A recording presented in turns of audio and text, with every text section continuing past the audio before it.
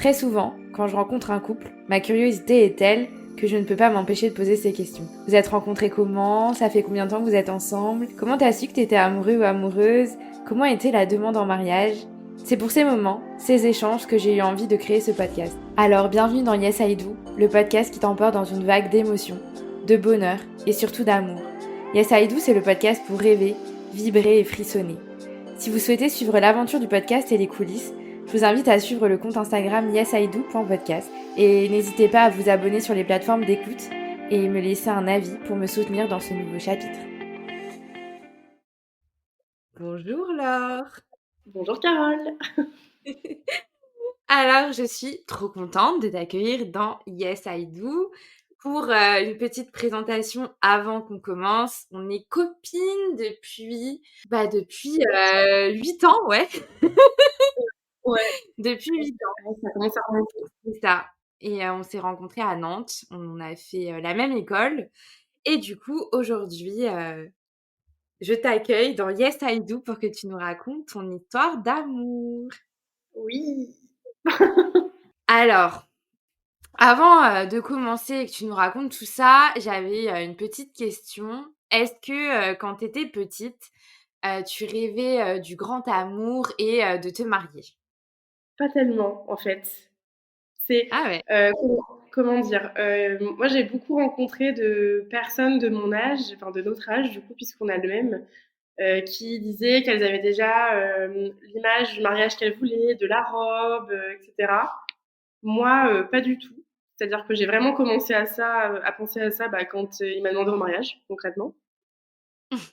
Hem, voilà. Non, je rêvais de trouver, c'est vrai, un homme qui m'aimerait comme je suis, mais après l'aspect, mariage en lui-même, pas tellement.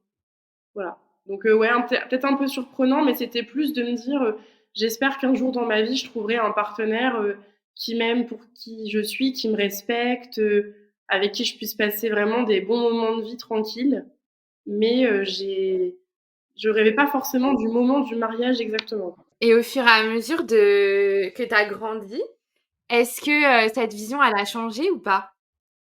Bah, honnêtement, en fait, moi j'ai eu Valentin, donc mon mari, c'est, le premier copain que j'ai eu. Donc en fait, je pense que c'est aussi une relation qui est un peu particulière pour ça Mmh.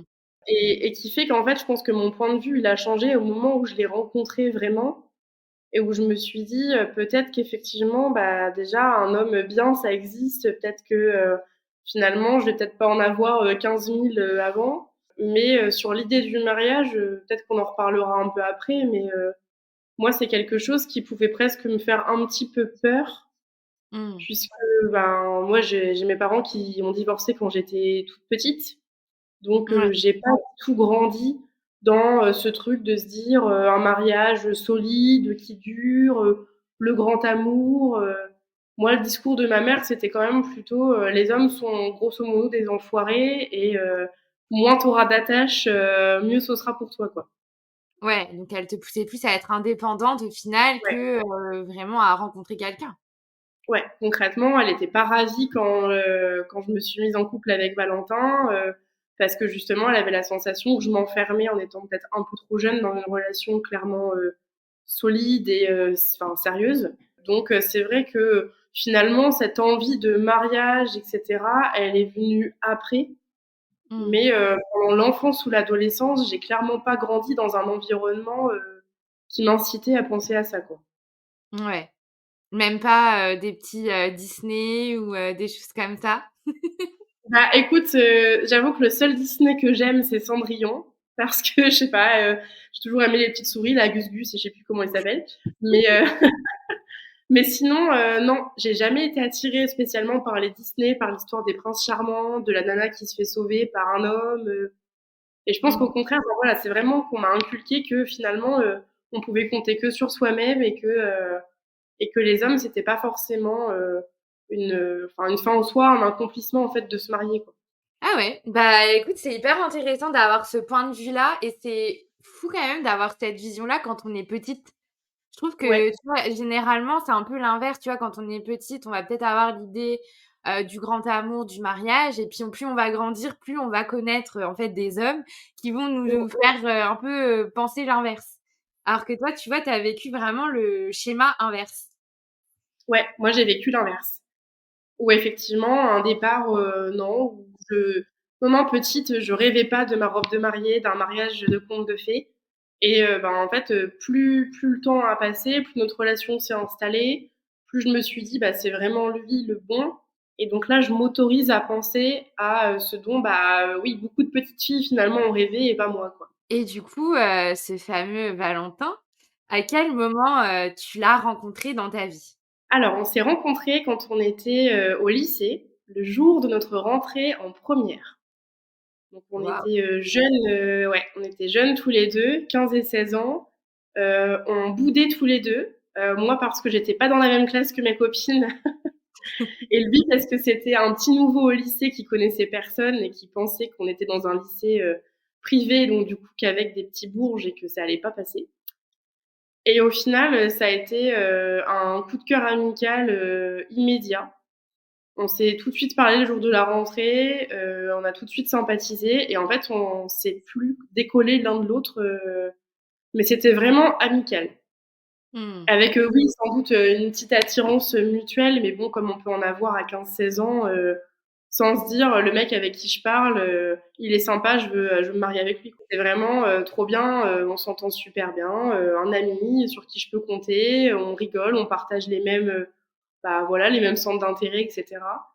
Et c'est au fur et à mesure que la relation, elle a évolué, et ben, en relation amoureuse, quoi. Mais, on était Mmh. assez jeunes quand on s'est rencontrés, ouais. Et du coup, donc, vous avez été amis, pendant longtemps ou et à partir de quel moment, en fait, l'amitié alors je sais pas si ça a commencé de ton côté ou du sien, mais, on va parler plus de ton côté, à partir de toi, de quel moment, tu as senti que cette amitié, elle, penchait plus vers, de l'amour?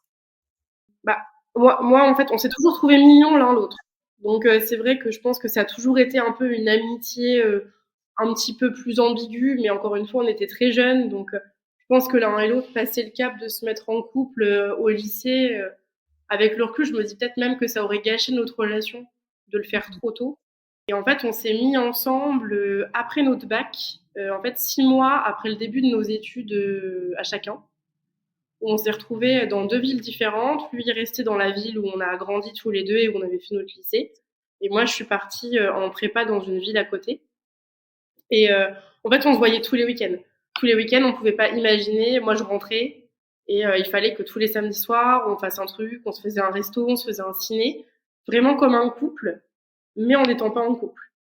Mmh. Et je pense que voilà, on a participé à une fête, d'une amie en commun, à peu près au moment de Noël. Et c'est là où clairement on s'est dit qu'il y avait plus que de l'amitié et qu'on a osé franchir le cap tous les 2. Mais je pense que ça nous stressait énormément et du coup, on s'est mis en couple 2 ans et demi après notre première rencontre. On a quand même bien attendu. J'avoue, vous avez eu le temps, bah, d'apprendre à vous connaître par cœur et d'être Ouais. vraiment, bah, des meilleures amies, avant de Mmh. vous mettre en couple. Du coup, vous saviez où vous mettiez «les pieds» entre guillemets, mais vous étiez stressés de perdre cette amitié ou que le fait de se mettre en couple, ça allait peut-être gâcher quelque chose? Bah, en fait, après, comme on était jeunes, je pense qu'à moi, de mon côté, il y avait le truc de me dire, j'ai quand même la sensation où je lui plais, mais imagine que je me trompe complètement, Ah que oui. je me jette à l'eau et qu'en fait, je me prenne un énorme vent. J'avais vraiment cette peur-là, alors que je pense que clairement tous les signaux étaient au vert d'un côté ou de l'autre, mais on avait cette peur-là tous les 2. Et oui, je pense, peur de gâcher cette amitié dont on tenait énormément l'un à l'autre, ouais. Donc il y avait un petit peu cette, voilà, ces craintes-là, qui sont vite estompées, une fois qu'on a sauté le pas, mais qui faisaient peur aussi, ouais. Ouais, je comprends le côté, peur que en fait, tu t'es peut-être fait un film, même si bon, généralement, on sent quand même ce genre de choses, mais c'est vrai qu'on a toujours le bénéfice du doute. Mais du coup, comment, enfin, c'est toi qui as engagé la conversation avec lui, ou c'est lui, qui avait engagé, la conversation? Est-ce que tu t'en souviens? Heu, Ça s'est fait d'une manière vraiment ridicule. C'est-à-dire que donc on a participé à cette fameuse, soirée, tous les 2. et on a passé la soirée ensemble. C'est-à-dire qu'on s'est pas décollé. Moi, c'était l'anniversaire de ma meilleure amie à l'époque. Je n'ai pas passé la soirée avec elle. On a passé la soirée dans la cuisine de la salle des fêtes à danser tous les deux. Et donc, c'est vrai que là, on s'est dit, bon, concrètement, on sent bien qu'on est vraiment très, très attachés l'un à l'autre. En plus de ça, il m'avait fait un cadeau de Noël, moi aussi. Enfin, il y avait vraiment cette petite bulle vraiment un peu magique. Et on n'a pas franchi de cap spécifique pendant cette soirée-là. Mais quelques jours après, moi, je me suis retrouvée dans ma famille pour Noël, parce que c'était juste au moment de Noël. Et là, vraiment, énorme déprime de mon côté, où je me dis, bah voilà, j'ai raté le coche. Là, clairement, cette soirée-là, j'aurais dû y aller, et j'y suis pas allée, et peut-être qu'en fait, c'est trop tard.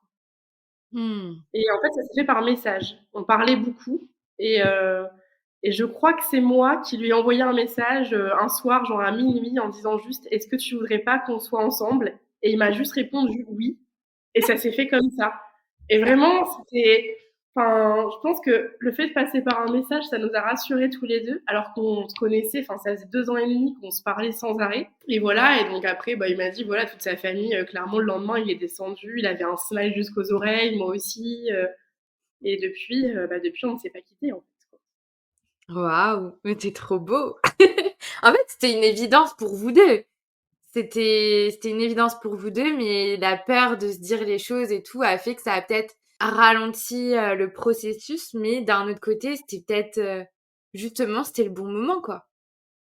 Ouais, et c'est vrai qu'après, ben, que ce soit nos copains ou nos familles nous ont dit oui, en même temps, on n'est pas du tout surpris. Enfin, genre, ils se sont dit, mais évidemment, ça faisait Mhm. des mois que vous vous tourniez autour, ça sautait les yeux de tout le monde, on pensait même que vous étiez en couple et que vous vouliez pas le dire. Ouais.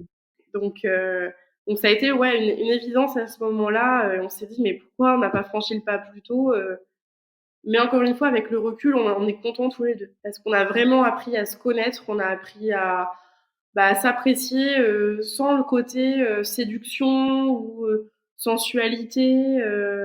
Vraiment, bah voilà, comme deux amis qui se disent que ils sont devenus très importants l'un pour l'autre et que finalement la vie serait quand même super cool si on pouvait être ensemble, quoi. C'est trop beau. Mais ouais, ça s'est vraiment passé comme ça. On peut pas parler de coup de foudre amoureux. Par Mm. contre, clairement, oui, ça a été un coup de foudre amical très rapide et voilà, avec quelques petits faux départs hein, quand même. C'est-à-dire que je pense aussi ce qui moi m'a fait douter.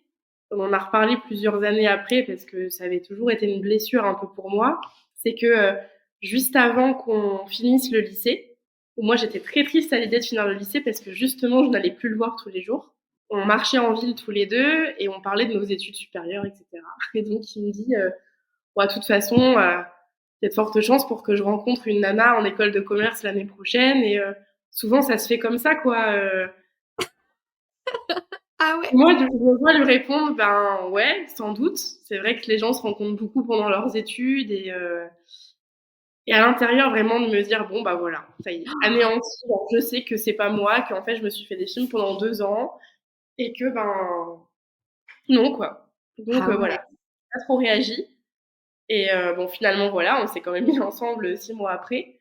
Et j'en ai reparlé. Et il s'en souvenait très bien. Et il m'a dit, ouais, je sais, c'était en fait un test aussi pour lui. C'est que je pense qu'il attendait voir ma réaction. Et justement, je pense qu'il attendait de moi que je lui dise, ah bon, enfin, que j'ai l'air un peu triste ou que je manifeste. Et comme j'ai tout caché, bah lui aussi s'est dit, bah merde, elle a pas mordu à l'hameçon. Ah Donc, non. ouais, quelques faux départs d'un côté et de l'autre quand même, quoi. Ah ouais, mais j'adore. Enfin, avec du recul, c'est drôle quand même. On y est arrivé, quoi, finalement. C'est bon, on a réussi à se dire les choses et c'est bon, ça dure, quoi. Maintenant, on arrive à se parler sans avoir peur du Ouais. regard de l'autre. Ouais, après, bon, voilà, on était jeunes, hein, on avait 18 ans. Ça fait toujours peur aussi de se dire, on part dans une relation sans doute longue, vraiment sérieuse. Est-ce Mm. qu'on n'a pas d'autre chose l'un et l'autre à vivre de chacun de notre côté avant de vivre ça avec aussi un peu une pression, je pense, des amis de l'époque qui te disaient, ouais, mais attendez, profitez. Enfin, si tu as 18 ans, tu commences tes études, tu peux pas déjà me dire que c'est avec lui que tu veux faire ta vie, quoi. Ouais. Il y avait aussi un peu cette pression-là. Ouais, d'entourage. Mais bon, finalement, on est toujours ensemble. J'avoue. Donc là, ça a fait combien d'années? Là, ça fait un peu plus de 9 ans qu'on est en couple et donc presque 12 ans qu'on se connaît. Mmh. Ah ouais, quand même. Ouais. Et la transition, amitié-amour, est-ce que ça a provoqué un changement particulier dans votre relation ou pas du tout? En fait, ça s'est fait extrêmement naturellement Mmh. et à partir du moment où vraiment on a franchi le cap de se dire: «Eh ben, on est ensemble» et après, bah, voilà, c'est du côté forcément de l'intimité qu'on n'avait pas avant qu'il y a eu le changement. Mais sinon, en fait, ça s'est fait super naturellement. Donc dans notre relation, concrètement, il y a pas grand chose qui a changé, quoi. Mmh. Et c'était un peu vos peurs de base et au final, vous vous êtes rendu compte que, bah, il y avait encore juste du plus qui se rajoutait à votre Ouais, relation et que, bah, voilà, vous étiez, prêts à avancer tous les 2 main dans la main, ouais, vers, complètement. vers la suite, quoi. C'est Et ça. Ça a été que du plus et très naturellement. Ouais. Et du coup, tout au long, parce que bon, bah, comme je vous connais un peu, je sais que ça n'a pas été, toujours, simple parce que vous avez beaucoup vécu à distance pendant vos études. Du coup, est-ce que tu peux nous raconter un peu, cette période-là et comment justement vous avez réussi à garder, en fait, cette, relation malgré, vos études différentes, le fait que vous avez tous les 2 été à l'étranger plusieurs fois, enfin voilà? Bah, c'est vrai que comme je te l'ai dit, donc on s'est mis en couple, juste après notre bac, donc 6 mois après. On savait déjà qu'on serait dans 2 villes différentes pour faire nos études. Donc on l'a fait déjà en tout état de cause, en sachant que ce serait une relation déjà à distance au départ Mmh. et qu'on commençait nos études supérieures et qu'on était partis l'un et l'autre pour du bac+5. Donc voilà, on savait quand même aussi, je pense que ça fait partie des choses qui nous faisaient un peu peur, mais où à un moment donné, on s'est dit: «Bah, on accepte d'arriver à les surmonter ou en tout cas, on est prêt à essayer de relever le défi, quoi». Et c'est vrai que on s'est mis en couple au mois de janvier, pour ainsi dire. Valentin avait son premier Erasmus dès septembre. Donc très rapidement, on a été dans 2 pays différents. Où pour moi, ça a été une période extrêmement dure à vivre. J'ai toujours eu énormément confiance en Valentin, sinon je pense que j'aurais jamais pu me mettre en couple avec lui, dans tous les Mmh. cas. Mais il y avait cette crainte de se dire, «Est-ce que notre couple est suffisamment solide pour endurer 4 mois de relation à distance?» Moi, j'avais quand même des discours encore de mes copains qui me disaient: «Attends, ton mec, il a 18 ans, il est en première année d'études, il est en expat à Berlin, en coloc en plus qu'avec des meufs, que des italiennes, super canon». Et en fait, ça s'est super bien passé parce qu'on a toujours gardé le lien. On Mmh. s'appelait tous les jours, on se faisait des visios, on révisait nos cours ensemble en visio, on se faisait des repas visio. Et ce qui fait que moi, je vivais un peu dans ce monde parallèle de se dire, je vivais en attendant la prochaine visio, quoi, Mmh. clairement. En plus, moi, je venais de rater mon concours à Sciences Po. Donc, c'était un peu la période dark, on va dire, de mes études. Toute seule, un peu paumée avec mon mec dont j'étais clairement follement amoureuse dans un autre pays. Donc, moment très compliqué. Puis quand il est revenu, on s'est dit, bah voilà, en fait, ça s'est fait. Ça n'a pas été facile, mais on l'a fait. Il n'y a pas eu de moment où l'un et l'autre, on a flanché. Mmh. Et puis, bah, c'est vrai qu'on a continué à vivre à distance. Lui a fait un autre Erasmus en Estonie, beaucoup plus tard dans nos études parce qu'on était en master, que j'appréhendais énormément parce que j'avais en tête le premier, en me disant, bah voilà, je vais revivre en fait la même traversée du désert où je me sentais vraiment seule et en fait, pas du tout. On était plus matures, on était plus âgés. Moi, mine de rien, j'avais mes copines, notamment toi. Et c'est vrai que, en fait, ça a tout changé parce que finalement, je l'ai pas du tout vécu pareil. Il était encore plus loin, je l'ai vu aussi qu'une fois.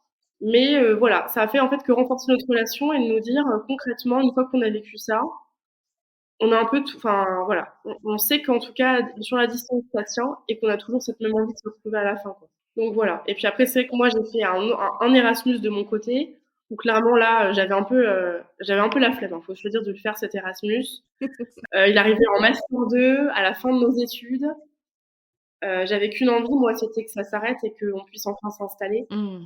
Donc clairement, voilà, je l'ai fait aux Pays-Bas, j'étais pas loin, je pouvais même revenir en train. Et voilà, c'était quand même une super expérience, mais je pense qu'à la fin, au bout de 3 Erasmus, 5 ans à vivre à distance, on en avait marre l'un et l'autre et on avait vraiment envie d'arriver à trouver une solution. En fait, c'est dur et beau à la fois parce que Bah, ça a été vraiment les tests qui ont montré que, bah, malgré tout l'environnement autour de vous, le fait d'être à distance, vous avez quand même trouvé, votre équilibre et votre routine dans ça pour que vous gardiez lien et pour, que votre histoire, bah, continue d'avancer et c'est hyper important ce que tu as dit, je pense le côté confiance, dans ces situations-là, je pense que c'est la base, en fait. Je pense que sans confiance, clairement, on n'aurait pas pu l'un et l'autre l'envisager de toute façon.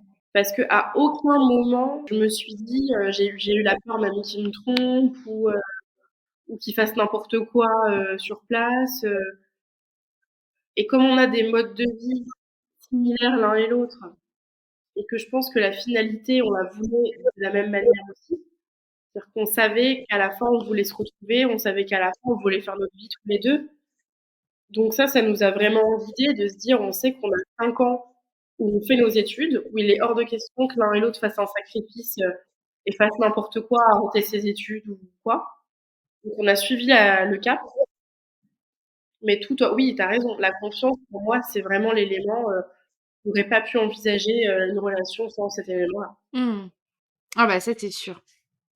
Et et du coup, après ces 5 ans, à distance, donc comme tu disais, la finalité, c'était de se retrouver et du coup bah, j'imagine emménager ensemble. Ouais. Comment vous avez vécu ce cap-là de passer de, ben, on se voit, pas très souvent à on va vivre vraiment ensemble? Est-ce que c'était un cap, toi, qui t'a peut-être angoissé ou c'était juste tu avais qu'une hâte, c'était que ça arrive?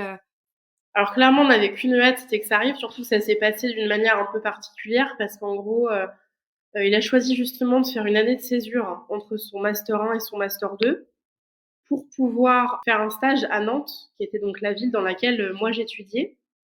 Il a réussi à trouver un stage à Nantes et c'est le moment où moi je suis partie aux Pays-Bas. Mmh.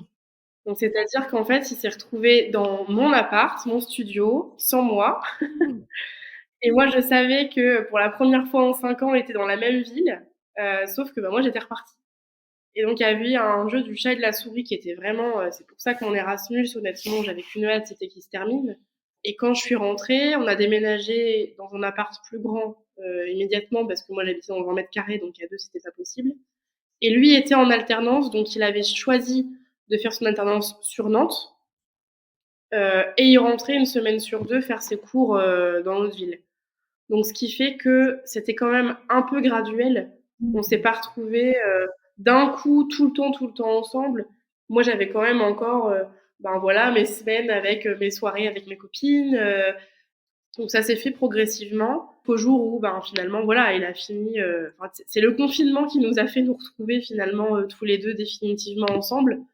Et encore une fois, les choses se sont fait vraiment de manière naturelle. Donc après voilà, comme dans tous les couples, il y a des petits moments de calage où moi je tendance à être un peu bordélique et lui un peu maniaque et c'est des choses clairement que même en 5 ans de relation, ben tu peux pas repérer aussi facilement que quand tu vis tous les deux quoi. Mmh. Et là la vie en commun, bah met clairement en avant le fait que je vais laisser traîner le torchon et lui va le ranger et mais je dirais qu'en fait c'est pas aller plus loin que ça en termes de grosses modifications Mmh. et que depuis 9 ans, la vie, en fait, on la déroule de manière vraiment très spontanée, très naturelle et sans se forcer l'un et l'autre. Ouais. Vous êtes sur la même longueur d'onde, en fait et vous avancez, petit à petit, mais vous êtes «d'accord sur tout» entre guillemets, quoi. Enfin, en tout cas, vous trouvez, des arrangements, quand, vous avez envie de certaines choses et que peut-être que l'autre n'en a pas forcément envie, mais vous arrivez à trouver des compromis pour, aller vers, la même direction, quoi.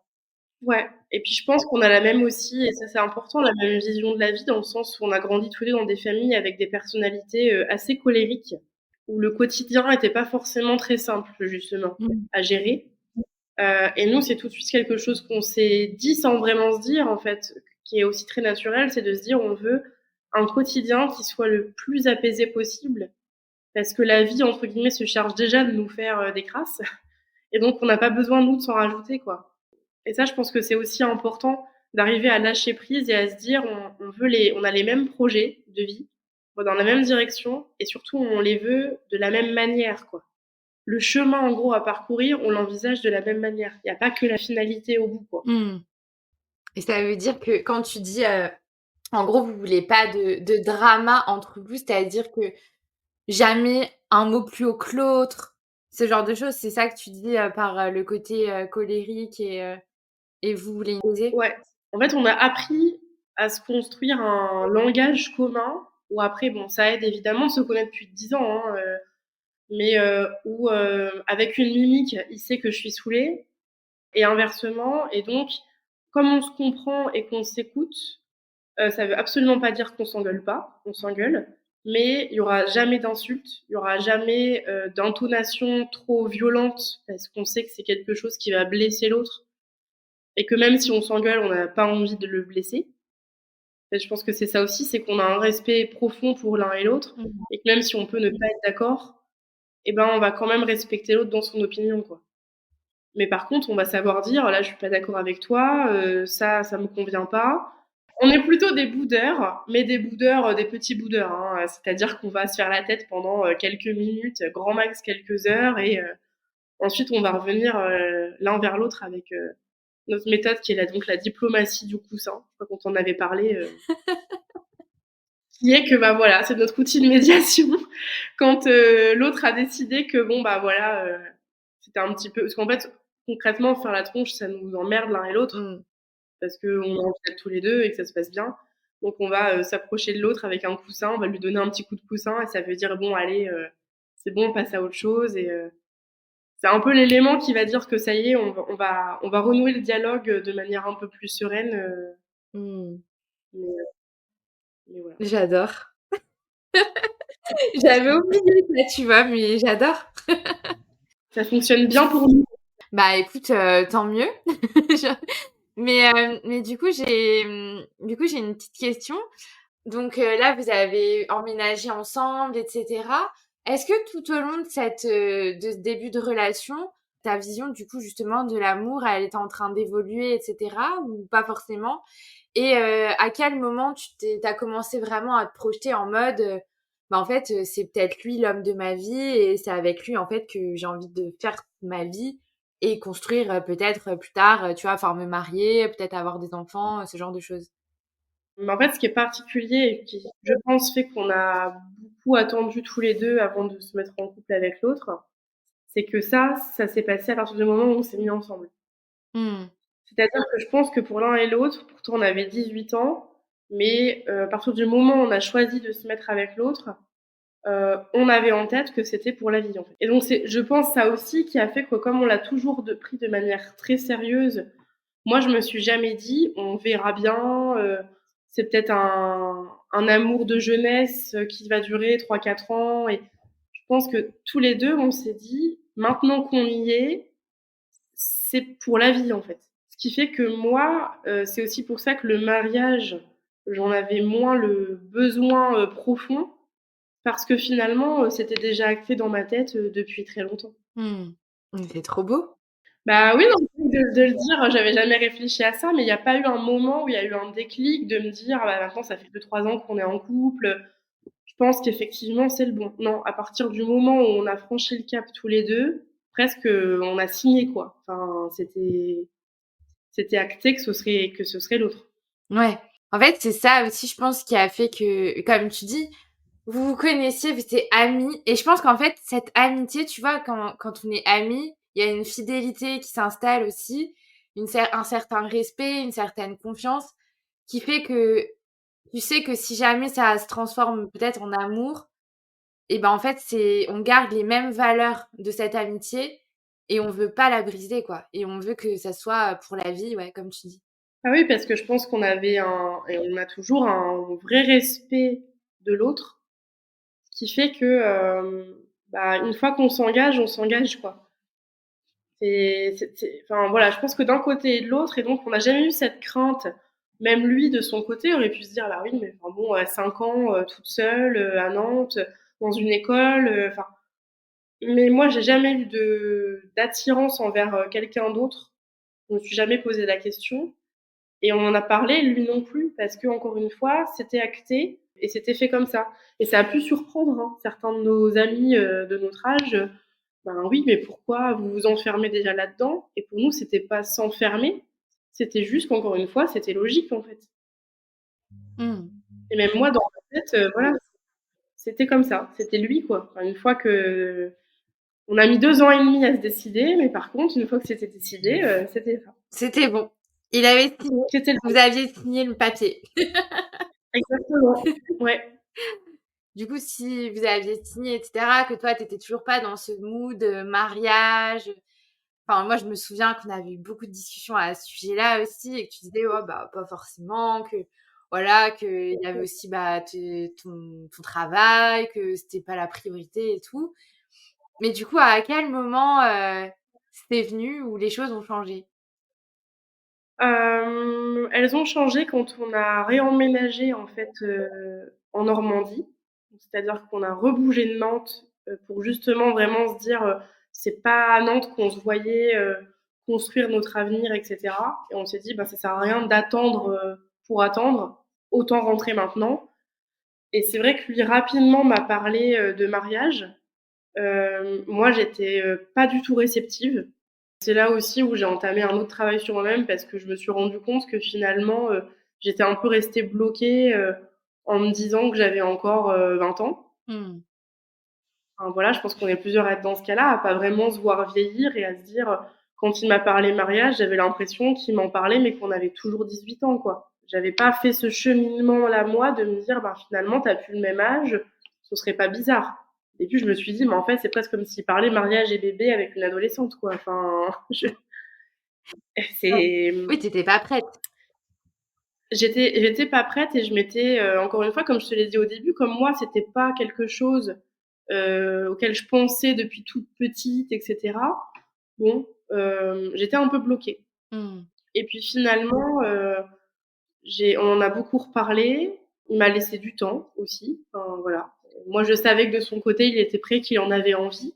Il m'a beaucoup rassurée là-dessus et moi, à ce moment-là, j'ai lancé mon entreprise, donc j'avais aussi la sensation de devoir m'accomplir autrement que, juste d'un point de vue personnel et que j'avais besoin d'accomplir d'autres choses, en fait, pour me sentir, femme et presque femme mariée, quoi, enfin, Mmh. me sentir prête à ça et puis, bah, en fait, rapidement, je me suis dit: «Ouais, mais en fait, c'est vrai qu'il a raison, quoi, pourquoi est-ce qu'on attend? C'est lui, c'est le bon, OK, on y va.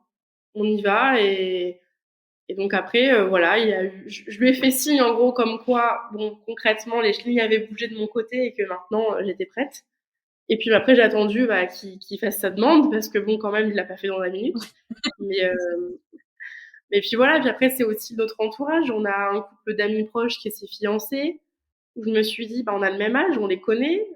Bah, oui, s'ils le font, en fait, peut-être que c'est pas si bizarre que ça et que nous aussi, on peut le faire» Mmh. et je pense que c'est en voyant les autres aussi évoluer qu'on évolue et qu'on se dit: «Bah, oui, j'ai plus 18 ans et donc pourquoi pas, quoi». Ouais, en fait, tu avais besoin d'être rassurée, sur le fait que, bah, déjà, c'était pas trop tôt et qu'en fait, tu en avais aussi peut-être envie, mais que tu le savais pas forcément parce que, bah, tu avais pas eu ce schéma-là et ces envies-là quand tu étais petite. Mais, tu vois, le fait d'avoir, bah, discuté, d'avoir pris ton temps, d'avoir pu, bah, voilà, te rassurer, ça a fait que tu as changé d'avis. Et du coup, donc tu as fait tes petits signes à Valentin, en lui disant: «Bon, bah, hey, I'm ready». C'est ça? Ouais, c'est à peu près ça, d'une manière, pas extrêmement naturelle, mais oui, oui, complètement. Et est-ce que tu peux nous raconter du coup, le moment où, il a fait, sa demande? Alors il a fait sa demande. Alors moi, c'est vrai qu'on en avait quand même déjà, parlé, parce que bon, on se connaissait quand même, depuis longtemps et en regardant des films, tout ça, je lui avais déjà dit: «Le pire truc pour moi, ce serait une demande en public». Vraiment, la demande dans un restaurant, dans un match de foot ou je sais pas quoi, le pire truc que tu puisses me faire au monde, quoi. Bon, après en termes de personnalité, j'avais pas trop de doute sur le fait qu'il allait faire ça, mais j'avais quand même déjà bien mis le truc comme quoi j'avais pas envie qu'il y ait la terre entière ou même que nos familles soient là, enfin, que pour moi c'était un moment vraiment d'intimité et que voilà. Et donc il l'a parfaitement, respecté parce qu'en fait c'était donc au mois de juillet, on était en vacances chez mes grands-parents, qui est un lieu, pour moi qui est vraiment très important. et qui, je pense, symbolise vraiment la famille et le cocon et voilà. Et donc, comme tous les matins, on va promener notre chien. Et au bout de 5 minutes, il me fait m'arrêter sur un banc. Et en fait, ce banc-là, moi, je le connais très bien parce que c'est le banc où je faisais le pitre quand j'étais petite devant ma famille, justement. C'était un peu genre le lieu familial où on allait se promener après manger. Et toute mon enfance, j'ai entendu que j'avais fait le clown sur ce banc-là. Et moi, je commence par lui dire, bah, c'est gentil, mais en fait, ça fait 5 minutes qu'on marche, je suis pas très fatiguée, on peut continuer. Et je vois qu'il insiste un peu et qu'il commence à me dire, il me parle beaucoup de notre vie à deux, du fait que, en gros, son plus gros projet de vie, c'est moi. Et je commence à me dire, ah ouais, bah dis donc, enfin c'est trop beau quoi. Mais et c'est vrai que là, je commence un peu à mettre le puzzle. Je me dis, ok, je me souviens qu'il s'est parfumé avant de partir en promenade et je me suis dit, bizarre. Là, là, il insiste vraiment pour que je m'assoie sur ce banc. Et c'est à ce moment-là, en fait, où j'ai un peu tilté, un peu avant qu'il le fasse, quoi, quelques secondes avec avant. Et donc, bah, c'est là où effectivement, il a mis le genou à terre et puis il m'a fait sa demande avec une belle bague de fiançailles. Et bah, j'ai tout de suite répondu oui, sans vraiment regarder la bague d'ailleurs. Après, il m'a dit, tu aurais pu regarder un peu plus la bague parce que quand même, je me suis donné du mal pour la trouver. Mais non, voilà, ça s'est fait très naturellement, en toute intimité, dans un lieu qui était bah, très important à mes yeux et où voilà, il m'a dit: «Je suis conscient que, ben, voilà, mes grands-parents seront pas éternels, que cet endroit-là, je pourrais peut-être pas y aller non plus toute ma vie, mais au moins, bah, il y aura une étape dans notre relation très importante qui se sera déroulée là». Et voilà. Le yes I do finalement, s'est passé comme ça. Ah mais j'adore, bah, tu sais quoi? Tu m'as mis les larmes aux yeux et je me rappelle bien, Valentin qui nous racontait, ou c'était toi peut-être, je sais plus, comment, enfin les histoires de bagues, qu'il avait, cherché, enfin qu'il avait, elle vient d'Italie, c'est ça? Ou un truc comme ça et Ouais, il a beaucoup, beaucoup cherché, la bague, mais il a bien caché parce que normalement, moi, je suis plutôt du genre à griller les surprises. Et là, je l'ai pas grillé. Et j'étais très heureuse de pas l'avoir grillé, en fait, ouais, aussi. j'avoue. Parce que et donc là, c'est vrai qu'en fait, c'est quelqu'un qui est assez têtu et apparemment, il a fait beaucoup de bijoutiers dans notre ville pour chercher une bague de fiançailles. Il y avait aucune bague qui lui plaisait, donc il a pris un joaillier italien. Il a acheté la bague sur Internet, où apparemment, il y a beaucoup de gens qui lui ont dit, t'es un peu taré de faire ça. Enfin, et finalement, bah non, très très bon choix et j'adore ma bague. Ouais, écoute, on a hâte de la voir. Enfin moi je l'ai déjà vue mais Toi, tu l'as quand même déjà vu. les auditeurs de Mon Saïdou, auront envie de voir cette fameuse bague. Mais voilà, après, petite bague simple, hein, on s'entend, il n'y a pas un énorme diamant sur le dessus. Mais justement, après, c'est ce qu'il m'a dit, c'est qu'il voulait une bague un peu à l'image de notre relation, quelque chose de simple. Il avait déjà en tête, parce qu'on aime beaucoup aller en Italie tous les deux, il avait déjà en tête, si possible, de faire un lien avec l'Italie. Mmh. Et donc, il est bien arrivé. Et donc voilà. Et c'est vrai que je suis contente aussi qu'il y ait eu cette surprise-là. Et c'est toujours ça aussi qui est émouvant de se dire que pendant des mois, il a cherché. Après, j'ai refait le fil parce que la bague tombe exactement à ma taille de doigt. Et c'est vrai que j'ai tilté que quelques mois avant, sa mère, qui était dans la confidence, m'a fait essayer un baguet avec une excuse un peu pourrie. Mais j'ai pas du tout tilté. Donc, ben voilà, elle a pris ma taille de doigt. Enfin, ça s'est fait un petit peu. Et je trouve que c'est émouvant aussi de se dire que c'était un peu familial, quoi, que quelques-uns étaient dans la confidence et pourtant la surprise n'a pas été grillée. Mmh. Et il leur avait pas dit exactement quand est-ce qu'il faisait la demande. Il voulait que ça reste une surprise. Donc il savait que ce serait imminent, mais sa famille n'était pas vraiment au courant que ça allait se faire rapidement, quoi. Mmh. J'adore et tu sais, lui, s'il était stressé ou pas du tout? Dans quel mood il était? Alors je pense qu'il était très stressé parce que après il a rigolé, il m'a dit j'avais prévu tout un discours et j'ai tout oublié. Donc, en fait, c'est pour ça que je pense qu'il s'est mis à genoux très rapidement. J'ai bien senti, je serais même incapable de te dire ce qu'il m'a raconté juste avant parce que, bah, moi, j'ai juste retenu il se met à terre, il me sort un écrin et voilà. Mais je sais qu'il m'avait dit, j'avais prévu tout un discours, j'ai tout oublié, il était dégoûté. Et en fait, bah non, c'était parfait parce que Voilà, mais oui, je crois qu'il était très stressé. Ouais. Et c'est vrai que je lui ai dit: «Mais pourquoi tu étais stressé?» parce que dans l'absolu, tu savais très bien que j'allais dire oui.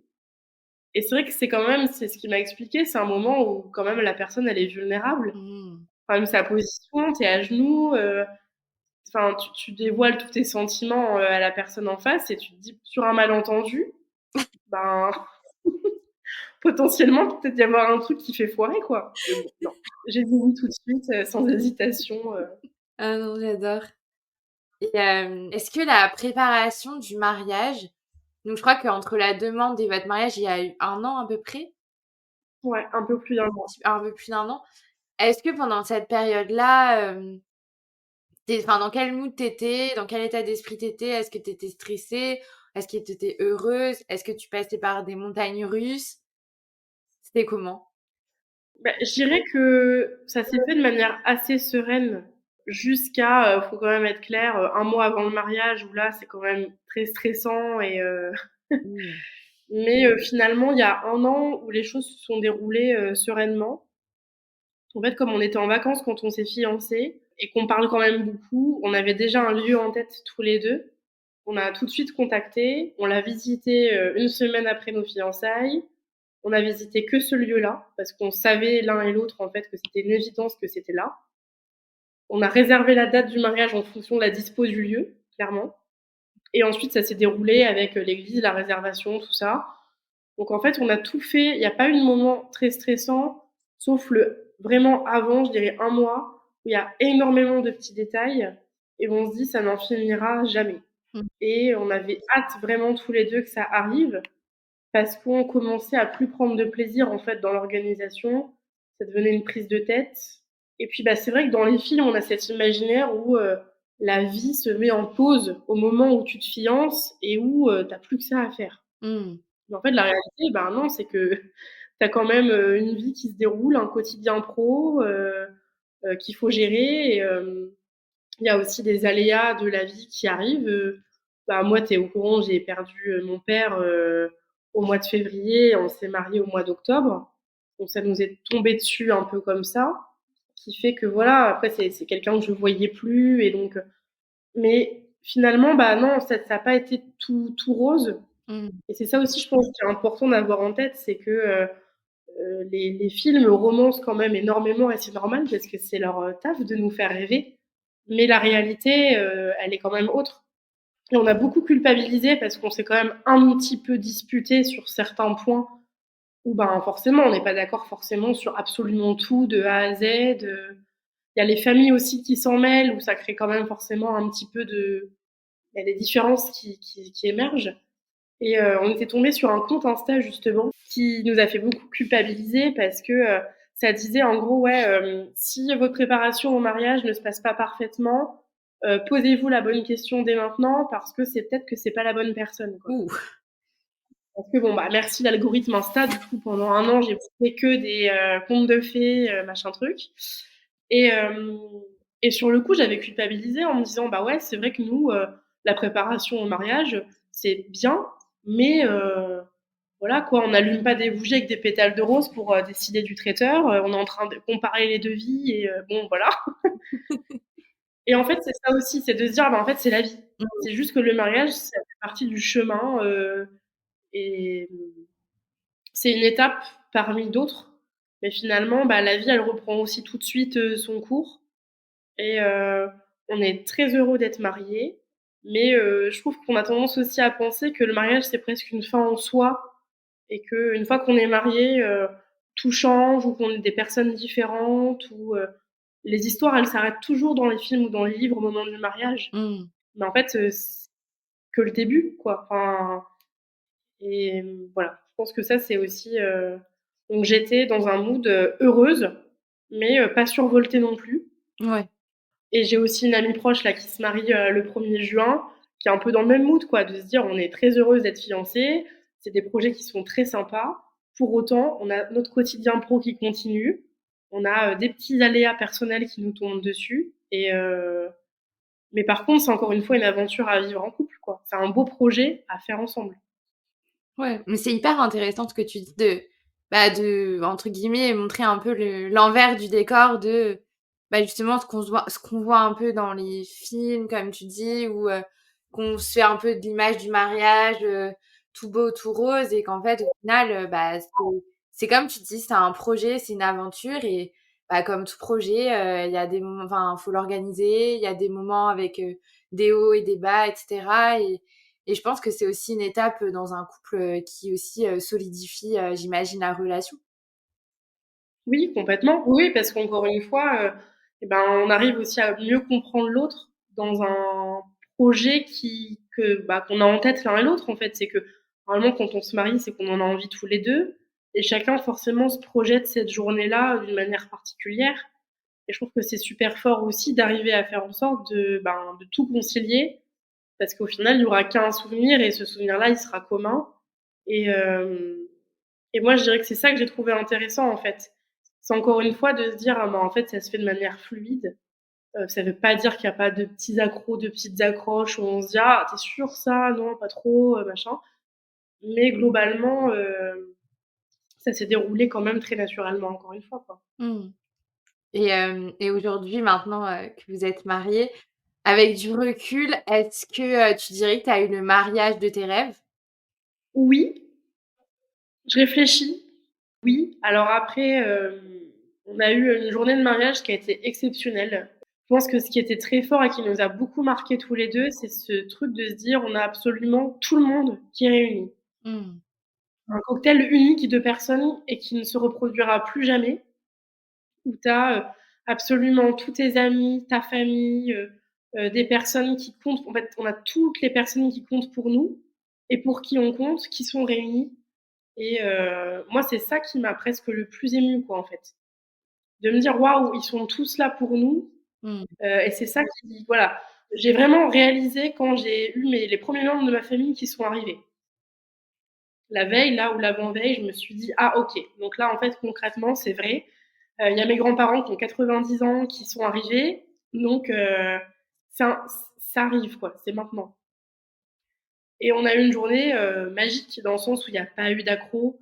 On a eu, moi, j'avais peur, je pense, comme beaucoup de mariés, de la météo. En plus, on s'est mariés, mi-octobre, donc voilà. Mais non, tout s'est super bien passé et des souvenirs, extraordinaires, oui, justement, de temps passé ensemble, quoi. Et on m'avait beaucoup dit, «Passe du temps avec ton mari cette journée-là parce que sinon vous allez être happés d'un côté, de l'autre». Donc on a un peu fait les sensus l'une avec l'autre justement pour pas se retrouver à la fin de la journée et se dire: «Bon, bah, on s'est mariés mais finalement on s'est pas vus». Mmh. Moi, je pense que mon «regret» entre guillemets, c'est le après, parce qu'on m'avait beaucoup dit: «Ben, vous serez sur votre petit nuage» et cetera. Et c'est vrai que, ben, tu es au courant, nous, on a su en fait le lendemain de notre mariage que ma belle-mère était atteinte d'un cancer et qu'elle l'avait appris, 4 jours avant notre mariage. Mmh. Donc moi, j'avais bien senti que ça n'allait pas de leur côté, mais ils nous ont vraiment préservés et ils ont vraiment pris sur eux pour rien nous dire, et laisser transparaître, on va dire, le moins possible, quoi. Et c'est vrai que, ben, effectivement, ils pouvaient plus attendre pour nous le dire, donc ça s'est fait très rapidement après. Le lendemain, ils nous ont dit et on est tout de suite descendus de ce nuage-là, quoi. Ouais. Mais tout en se disant: «Bah, on est encore plus fort qu'avant pour l'affronter» parce qu'on a vécu un moment extraordinaire, on est mariés, on est unis. Ça nous tenait à cœur aussi, nous, bah, on a eu aussi un mariage religieux et moi, je dirais que la plus belle partie, je pense que ça a été la préparation de ce mariage religieux-là et un moment émouvant parce qu'on se dit: «Voilà, c'est quelque chose qui nous dépasse, qui est plus grand que nous». On s'inscrit, dans quelque chose de vraiment, énorme, en fait. Et ça m'a beaucoup touchée et de me dire: «On le vit ensemble», et donc bah, on est aussi mieux armés encore pour, affronter, bah, ce que la vie nous réserve et bah, preuve en est qu'effectivement, bah, non, la vie ne devient pas toute rose, d'un moment et que, bah, elle continue bien et voilà. Donc je dirais que oui, je pense que, ben, j'aurais préféré avoir, une magnifique lune de miel, après, être encore sur mon petit nuage pendant plusieurs jours. Maintenant, bah, voilà, il fallait être présent pour notre famille, on l'a été et voilà. Aucun regret par rapport à ça, mais voilà. Bah, la vie, en fait, c'est des épreuves. Malheureusement, ça tombe jamais quand on a enfin, On peut pas choisir le moment où certains événements arrivent, mais en fait, je trouve que, tu vois, ce qui rejoint tout ce que tu dis, c'est que, bah, malgré tout ce que vous pouvez vivre et bah, votre amour, il est toujours présent, il est toujours puissant et il grandit encore plus, au fur et à mesure des étapes que vous vivez. Que ce soit l'un ou l'autre, bah, vous allez vous soutenir et je trouve que c'est ça qui est encore plus beau, en fait. Oui. Ouais, ouais et puis d'avoir des souvenirs communs comme ça aussi, de se dire on a des moments de vie inoubliables parce qu'on vit un quotidien qui est agréable, mais là, c'est vrai qu'on a beaucoup entendu aussi autour de nous, même des collègues qui nous disaient: «Ouais, mais autant de préparation, entre guillemets aussi, autant de moyens financiers pour une journée» et en fait, non, c'est pas du tout une journée. Enfin, pour moi, c'est ce qu'on s'est dit aussi, le mariage, oui, en termes de timing, c'est très court. Tu te réveilles d'un rêve éveillé en me disant: «Bon, bah, ça y est, c'est fini», mais pour autant, c'est des souvenirs qui resteront toute notre vie et justement, oui, qui consolident encore plus notre amour vis-à-vis, l'un de l'autre et puis, bah, on fait partie de la famille de l'autre aussi, enfin, c'est quelque chose de puissant. Mais, ouais, complètement. C'est quelque chose qui nous dépasse et qui nous arme plus encore pour, la vivre, en fait. C'est que vraiment pour moi, je le prends comme une étape qui a été superbe, mais maintenant, bah, en fait, on est encore plus fort pour après, quoi. Ouais. Et du coup, par rapport à tout ça et à l'amour, en général, qu'est-ce qui est vraiment essentiel et important pour que, on ait, enfin, qu'on soit dans un couple, durable, solide, sain, dans une histoire, qui dure, quoi? En fait et ça aussi, ça a été assez éclairant quand on a fait notre préparation au mariage, religieux. On a participé à une soirée avec d'autres couples et cetera de la paroisse. Au début, on était un peu l'un et l'autre un peu réfractaires à y aller en se disant: «Oh là là, qu'est-ce que ça va être?» Mmh. et en fait, ils nous ont dit des choses qui sont vraiment pour moi essentielles et on s'est dit tous les 2: «Bah ouais, concrètement, c'est ça».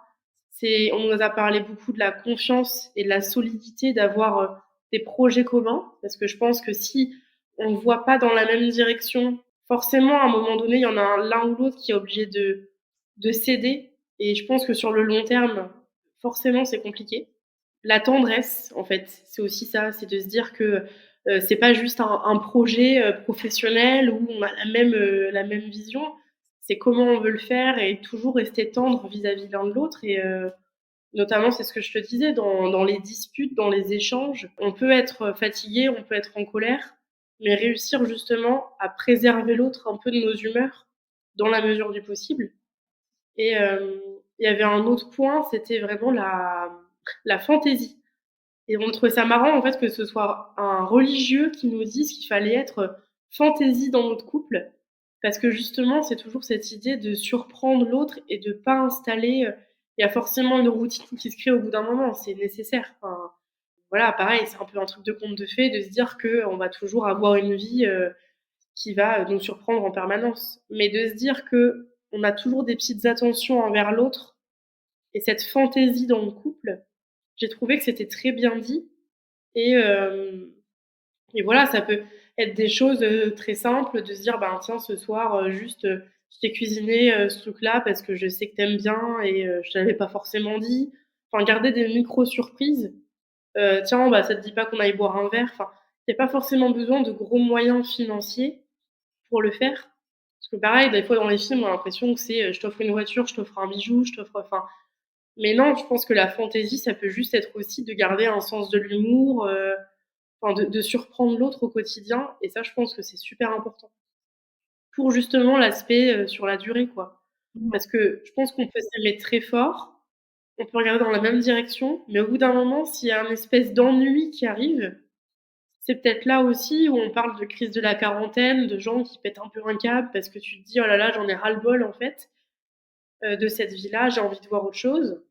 Mais j'ose espérer qu'en ajoutant justement cette tendresse et cette fantaisie et ben, tu subis pas ta vie de couple en fait, tu restes acteur et puis tu conserves cette petite étincelle quand même, qui au départ, a fait que tu as craqué l'un pour l'autre, quoi. Bah, j'adore.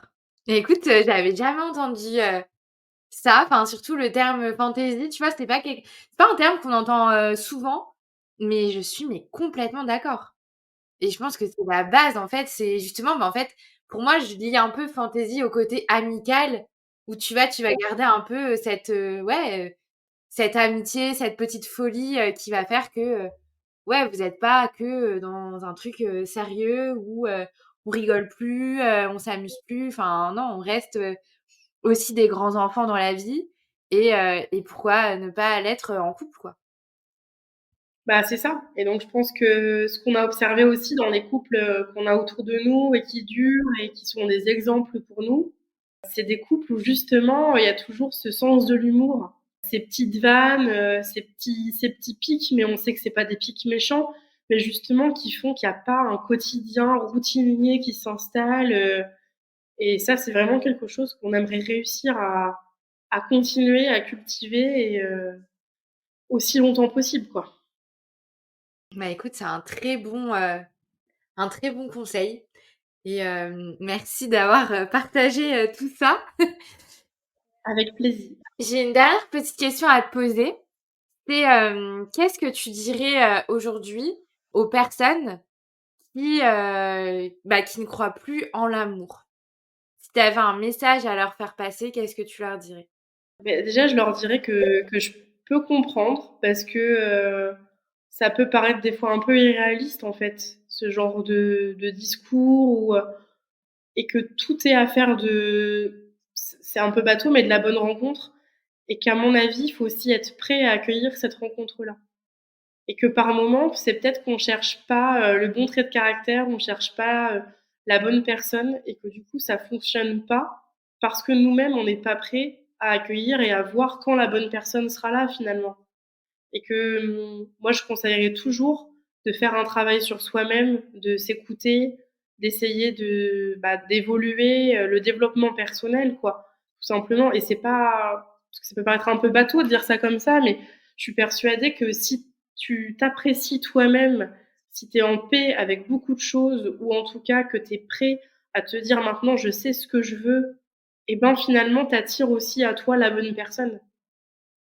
Mais il faut peut-être être patient, il faut peut-être accepter que, peut-être que tu t'es aussi trompé dans tes précédentes relations et que tu as peut-être pas cherché au bon endroit. Mais c'est oser finalement être soi-même pour être prêt à la rencontre finalement, qui peut-être peut changer une vie, quoi. C'est c'est parfait. Je je trouve ça hyper beau ce que tu dis et je pense que oui, comme tu dis, faire un travail sur soi-même, c'est extrêmement important et ce qui est fou, c'est que, tu aies le recul aujourd'hui de dire ça. Je sais pas si tu étais dans cet état d'esprit quand tu as rencontré Valentin? Bah, en fait, c'est que concrètement, non, cet état d'esprit-là, clairement, quand j'avais 18 ans, je l'avais pas. Ouais. Tu as pas ce recul, tu as pas ce développement, là, tu vois, ça fait quand même, oui, j'ai 10 ans de plus et c'est aujourd'hui, même la manière dont je peux conseiller, mes amis proches par rapport à ça, c'est justement, je vois bien que, c'est important de se connaître soi-même Mmh. et d'aller aussi à son propre rythme, tout en osant avancer, quoi. C'est que des fois, je pense qu'on a aussi un peu un truc d'auto-sabotage où on se dit: «Ben, je vais, me priver de ça parce que de toute façon, c'est sûr que je ne plairai pas, c'est sûr que ce trait de caractère-là ne plaira pas à l'autre et donc je me bloque». Mais au final, moi, je me suis rendu compte que j'avais des complexes, ça va peut-être vous faire rire, mais Valentin, il s'en souvient très bien. Au début, j'étais bloquée sur le fait de lui tenir la main et je me suis dit: «Je peux pas me mettre en couple avec lui parce que j'ai les mains moites et que du coup, je ne peux pas être en couple en ayant les mains moites». Ce qui paraît aujourd'hui complètement débile, mais encore une fois, c'était une jeune fille de 16-17 ans, hein, qui pensait ça, hein. Et en fait, c'est juste que c'est révélateur de se dire des fois, on se met des blocages où, dans mon cas, bah non, je suis trop grosse, on va pas m'aimer comme je suis, il va falloir que je change. Moi, j'étais aussi bloquée par rapport au mariage parce que j'avais une image de moi-même dans une robe de mariée, mince, où je me disais: «Je ne peux pas me marier en ayant le corps que j'ai aujourd'hui». Corps que j'ai toujours eu, d'ailleurs. Mais j'avais ce truc-là de se dire: «Ben non», pareil, dans les films, elles sont belles, elles sont minces, elles sont toutes pareilles, la robe, elle tombe parfaitement Et finalement, c'est une fois que j'ai été en paix avec moi-même, après plusieurs années de relation et de travail aussi sur moi-même, où j'ai appris à me dire, bah, en fait, mon corps, je m'aime comme je suis, j'arrive à accomplir des choses, je suis à mon compte et ça fonctionne et j'ai un mec accessoirement, qui m'aime pour qui je suis et qui m'a jamais demandé de changer. Et ben là, OK, j'ai été prête à me marier finalement. Mmh. Mais je pense que c'était ça aussi, ce blocage-là, de se dire, je ne corresponds pas, je n'ai pas la version de moi-même dans laquelle j'aurais pu me projeter pour ce projet-là. Et une fois que j'ai accepté que, ben, si, finalement, j'avais pas besoin de perdre 40 kilos pour me marier, et ben là, tout s'est débloqué finalement. C'est hyper, franchement, c'est vraiment, merci de partager tout ça parce que je pense que ça enfin, en fait, tu remets, je trouve, la réalité des choses et ouais, on revient toujours quand même à la même chose du fait que, bah, on est la première personne qu'on doit aimer et si on s'aime pas nous-mêmes, c'est plus compliqué, en fait, d'être dans une relation, de s'ouvrir à une relation, en tout cas, saine et durable, quoi. Ouais, de s'ouvrir et même de faire durer, je pense. Ouais. Parce qu'à mon avis, quelqu'un qui est vraiment pas en paix avec soi-même, c'est aussi comme ça qu'on a des personnes qui malheureusement sont en insécurité et donc vont être difficiles à vivre sur les questions de jalousie ou des choses comme ça. Parce que c'est nos propres craintes qu'on projette dans l'autre. Et je pense que ça, à mon avis, ça a coûté quand même la pérennité de certains couples. Donc voilà, moi je conseillerais jamais assez, ben, honnêtement, de se faire accompagner, d'en discuter, d'accepter d'aller voir si on ressent le besoin, un psychologue pour en parler. Enfin, en fait, c'est pas du tout une honte et encore une fois, ça fait du bien aussi de se dire qu'on arrive à avancer et qu'on ne cherche pas quelqu'un qui va venir nous soigner Mmh. ou nous changer ou que la personne, elle va nous accepter comme on est et que, ben oui, c'est ça qui est important finalement. Complètement. Je suis complètement d'accord avec toi et il y a aucune honte, non, effectivement, aucune honte à consulter, un psychologue ou un sophrologue ou peu importe, à se faire accompagner pour se guérir soi-même et ne pas attendre, ouais, comme tu dis, de quelqu'un d'autre qu'elle nous guérisse, ou qu'elle soit notre sauveur parce que, en fait, c'est pas le rôle de l'autre non plus parce qu'on a tous, bah, notre vie, notre propre vie et notre énergie, on ne peut pas la dépenser pour guérir quelqu'un d'autre, en fait. Non. Et puis je pense que stratégiquement, c'est une erreur de penser qu'on peut changer l'autre ou qu'on doit changer pour plaire à l'autre, parce que finalement, pour moi, la bonne personne, et ben, elle va t'aimer comme tu es, quoi. Enfin, que ce soit physiquement ou ta personnalité. Alors ça veut pas dire qu'évidemment, il faut pas évoluer et que si on sait qu'on a un gros défaut, faut pas essayer de travailler dessus. Mais oui, pas chercher toujours à être à la quête de quelque chose qu'on ne pourra pas avoir et donc on pourra pas satisfaire notre partenaire parce que lui aussi, on lui aura presque fait croire que, ben, oui, on va changer et qu'en fait, c'est pas le cas. Mais en fait, comme on dit, la perfection n'existe pas et il y a pas un idéal, on va dire, que ce soit masculin ou féminin. Mais comme tu dis, oui, c'est accepter l'autre tel qu'il est, avec ses qualités et ses défauts, être prêt à peut-être évoluer pour justement, bah, encore plus matcher et éviter, bah, peut-être des conflits ou, ouais, des choses qui sont plus compliquées entre 2 personnes. Mais, ne pas, ouais, se changer ou vouloir changer l'autre pour qu'il matche à tout prix avec un idéal qu'on s'est fait dans notre tête, qui n'existe pas, en fait. Ouais, complètement. Bah, écoute, merci beaucoup Laure pour, tout ça, pour tout ton témoignage, ton partage. C'était parfait et est-ce que tu as un dernier, mot à dire, pour, conclure, cette histoire? Cette grande histoire même? Cette grande histoire, bah, ouais, que j'espère peut-être revenir dans, plusieurs années, pour retémoigner sur d'autres étapes. Que je souhaite vraiment à tout le monde, toutes les personnes qui vont écouter ce podcast, bah, justement d'accepter, qui elles sont, d'apprendre à s'aimer et que je suis vraiment convaincue qu'une fois qu'elles auront fait ce travail-là sur elles-mêmes, qui est loin d'être évident et qui je pense est jamais vraiment fini, La rencontre se fera d'une manière ou d'une autre. Et voilà, et que l'amour peut aussi prendre énormément de formes. Et voilà. Mais je suis sûre que la première clé, vraiment, c'est s'aimer soi-même, finalement. Bah écoute, merci Laure. Avec grand plaisir, Carole. Merci beaucoup pour l'invitation, c'était trop cool. Bah avec plaisir.